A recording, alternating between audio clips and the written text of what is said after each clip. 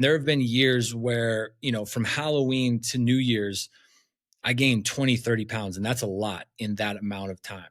And so I kind of put myself in a big hole going into the new year, and it was really hard to make year over year progress. I started to think about changes that I can make, and I came up with this framework, and I thought I would make a little bit of progress here, but what I didn't expect was just how easy and how seamless it was to hold on to 99.9% of my progress. So that way I'm entering the new year at a much higher baseline. So how did I get here? Have you ever gone through a holiday season where it's just been such a blur because there's so much stuff going on that it makes it really hard to kind of remember like what we actually did? But we enter New Year's Day ready to make this change. And so we hop on the scale just to kind of see where we're at. And it's like, oh shit, like that number is bigger than I thought. How did I end up here? If so, this video is for you. Now, before we move on, for those of you that don't know, my name is Mike, and I've been a performance coach for the last 10 years. I've started my career working with athletes, anywhere from casual middle school athletes all the way up to D1 professional athlete. But the last 5 years, I've really gravitated towards just working with regular people because I resonate with their problems. I have the same struggles that they do. And I don't have all the answers as a coach. And that's a tough pill to swallow, but it's the reality. I always approach nutrition from a lifestyle behavior standpoint rather than just a diet. The main reason I wanted to make this video is because nutrition has probably been my biggest struggle my entire life. I have a really hard time talking about this because sometimes I get imposter syndrome on like, am I even credible source for this information? I grew up obese. For those of you that don't know me in real life, I was very unhealthy, very overweight, got made fun of a lot. This picture right here, that was me at my worst. I was 340, 350. But this picture right here, like this makes me happy. This was like 2 weeks ago. So how did I get here? I can promise you it was not overnight like that. It was a process, a journey of success, failure. And I just kind of looked at it as a learning experience, trying to take one bit at a time of what went well, what I could do better at. And over time, it's gotten better. But the holiday season has really been a problem for me because, like I mentioned before, gaining 20, 30 pounds from Halloween to New Year's, how does that happen? Well, I personally had this all or nothing mindset. I went on every single diet. As soon as I had a cheat day or something like that, everything would go out the window. And that's what happened on Halloween. And so I would make a ton of progress during summer, fall. I was feeling good, but I was very restrictive. So when Halloween would come around, I'd be like, okay, this is my one chance to indulge, enjoy myself. I really love candy. And I would have like 50 pieces and I would feel like shit. And then I would shame myself like, no, this is what you deserve to feel like. And then that would just spiral into the next day, next couple days. And then I'd be like, oh, don't worry. Like I'll get back on it next week. But then like, this voice in the back of my head would come around and be like, are you sure? Like Thanksgiving is only coming up next week. You're traveling to your parents' house. You're going to have some good food. Like what's the point in working out for a couple of days when you're just going to, fall off again? And then that same cycle would happen in Christmas and New Year's. And so I wake up on New Year's being like, what the fuck? How did this happen? I don't even know where to begin. And so, over time, I started refining this framework about how to approach the holiday season more intentional. And I'll be straight up, even after I was a coach, like this has not been perfect for me. And I don't expect it to be perfect with you either. All I think about is just how do I get a little bit better than I was last year? And that compounds over time because you're starting the new year in a much higher spot. Now, after all the clients that I've worked with, I'm fully aware not everybody goes through the same shame spiral, progress, regress loop that I've been through. But that's okay. You may still, if you wake up on New Year's and you're like, this is not the place that I really was expecting to be in. It's a little bit higher than I was. Let's just talk about what are the constants that apply to both me and you. And so this is helpful just to be aware that the lower the daylight, the colder temperatures, the indoor time, your activity levels are going down. And then all the social commitments that you have, it increases the amount of calories. So that kind of tips the scale into gaining weight. How do we make smart nutrition decisions during the holidays? And so I know there's a lot of uncontrollables going on, a lot of variables. So how do we take back control in a productive way towards our goals? Three levers here. This is going to be like a cheat code. Just remember it every single day. Keep it in the forefront of your mind. First, get your protein in early in the day. Front load it. Okay. And so what that does is it, one, stabilizes blood sugar levels, and two, it just increases your satiety. So you don't feel as hungry kind of going into the back half. The second is going to be fiber. So that could be through fruits, veggies, or if you're on the go and that's not realistic, a fiber bar. So there's a ton of like protein, fiber specific bars out there, but they're great because they have 10 to 15 grams of fiber and they just keep you full. Like it physically fills the gut. And then three is going to be healthy fats. And so, healthy fats, they really just slow the digestion process. So it could be eggs, right? Eggs, avocado in the morning. That's going to help keep you full for much longer. Okay. So when you're traveling for the holidays, like what is good enough? That's a great question because it's going to look different from person to person. It's also going to look different whether you're traveling for the holiday or you're the ones hosting people for the holiday.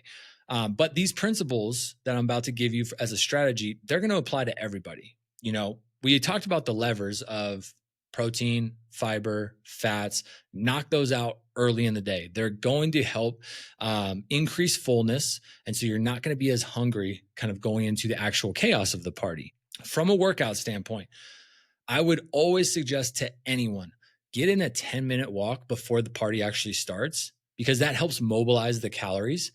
And then while you're traveling, maybe the day or two before the party, things like that, make sure every single day, either a walk, either a 5K run, if you do like running, or a body weight workout. So the simplest body weight workout that I can do is a 300 one. It's so easy. You just pick one upper body exercise, one lower body exercise, one core exercise.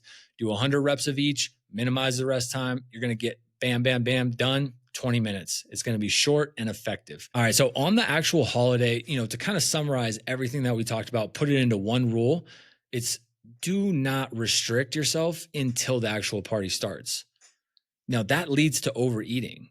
And I get it. We think we got to save our calories for the party because we would rather spend our calories on things that we love. But where has that gotten you? If you think about how the actual party went. So just speaking from personal experience, I don't know if anybody else has gone through this, but I've had that mindset. I've gone into the party ravenous to where I'm like, I got to get everything in my belly, from appetizers, chips, dinner, dessert. Like I want everything. And it distracts me from actually being present with the people that I'm there with because I'm so hyper focused on food. So as I've adopted this strategy and implemented it, going into my life, I've gone into these parties just a little bit full, not stuffed, but a little bit full. And I've noticed that my overall calories for the day significantly lower. So even though you're eating calories early in the day, you're going to save a lot on the back end and still be able to enjoy yourself. So it opens up a bit more freedom, and also allows you space to spend quality time, with the people that you love. And so another thing I think would be helpful for you to remember is think about the party ahead of time. What food's going to be there, what you're really excited to eat, things like that. And what you're going to do is you are going to allow yourself 2 indulgences. So that way you're not just mindlessly grabbing, being super reactive. You have a boundary in place, and you can also take or leave the other foods. So whatever the appetizer snack that you enjoy most, say, yep, I'm going to indulge in that. Or whatever you like at dinner, yep, I'm going to indulge in that. Boom. So now you can just focus on those, forget the rest, and then just spend the present time, that you have with the person in front of you. And so you're still decreasing your total calories for the day and still enjoying what you actually like. Okay, so if we just stop and think about everything that we talked about and put it into one easy to remember framework, it's the 80-20 rule. And so what does that mean? It means that 80% of the days over the course of the holiday season, you are sticking to your normal routine with eating habits that have led you to where you're at right now. And then 20% is going to be the holiday flexibility. So those are going to be the days where, you know, you're indulging in the things that you like. You're maybe eating a little bit more calories than you normally give yourself. And here's why that's okay. Being consistent on 80% of those days is going to be far better than having this all or nothing mindset, being perfect for 5 weeks and then being off the rails for 3 weeks, Thanksgiving, Christmas, New Year's week. And let's just do the math on that. So we have 2 months, 8 weeks total, 7 days a week. That's 56 opportunities. 80% of that is going to be 45 days that we are just engaging in our normal eating behaviors. But we still have the 20% holiday flexibility. That's going to be 11 days. So if we do the math, 3 of those days are going to be the actual holiday. And then we give ourselves a little buffer with travel days, either before or after the holiday. And then even more of a buffer, and we got 3 reset days. And so that's really being generous, assuming that you have to travel for every single one of those. It could even be less. But if we do the math on the all or nothing mindset, okay, you're 100% dialed in for 5 weeks. 5 weeks times 7 days a week, that's 35 days. So 10 less days than you were if you were 80%. And then 3 weeks that you're 0. That's going to be 21 days instead of 11. So do the math, like compound that over time. You're going to be in a much better spot, giving yourself that flexibility. I have a 48-hour reset rule that is extremely helpful if you overindulge. The reason the reset rule is so important is because it literally flips a switch in our brain on like, this is what our normal routine feels like. It just accelerates that process a lot faster. And so if you have a big indulgence the night of the party, maybe you ate a lot more than you wanted to, things didn't go your way, I think the most powerful thing you could do is simply accept it. Like, just give yourself some grace. Don't fight it. Don't shame yourself for it. Because that honestly, like I've done that and it just led to another big indulgence the day after. So it's not who you are. It's just something that you did and you can change that the next day. So I'm going to give you a plan A here. And then if that doesn't work, a plan B. So plan A, get a cardio or faster tempo session with lighter weights in the next day to really boost the endorphins. But I think more importantly, it helps you remember, this is what it's like to feel good.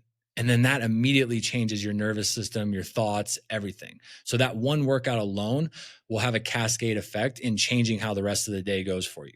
But if you're traveling and you don't have an opportunity to get a workout in after a holiday, plan B, just focus on what you can control. So resuming normal meals, no restriction. Even if you feel a little full, no restriction. And then step count. Just make sure you get that 8,000 to 10,000 steps a day. And that alone is also going to flip that switch in your brain. So remember here, think about how many workouts and healthy meals it took you to get to this point that you're at and helps you make that progress. One day, one meal, it's not going to derail that. So acknowledge it, accept it, and then just refocus and set your non-negotiables for the day after. So yeah, like the holidays are not something that we just survive and we grind through. There's something that we do navigate, but hopefully we navigate them with enjoyment. We look forward to them. If we could just acknowledge like, yes, there is a shift that's about to happen. It is going to look different and that's okay because we have this plan in place that we're going to anchor our nutrition strategy with simple, repeatable habits. That could be the 3-lever approach that we talked about, or the 80-20 rule, or going into the party, giving yourself grace to be like, yep, I'm going to indulge in these 2 things. I don't have to worry about anything else. It just opens up a lot more freedom to be present with the people we love and enjoy our time while also enjoying the foods that we like. So that way we can hit January like already ahead of the curve. Now, if this episode just helped give you a nice framework, simple, easy to use on how to approach the holiday season, please, please, please, all I ask is that you just share it with a friend who, has also struggled, but they want to stay focused and not skip out on the fun. So, also, if you're wondering, kind of how do I approach the training side of things, like this is helpful for nutrition, but the training side of things are a struggle during winter, check out the link below on a video I made on how to adjust your winter training schedule to really set you up for those spring PRs. So, appreciate y'all sticking with me. We'll talk soon. Take care.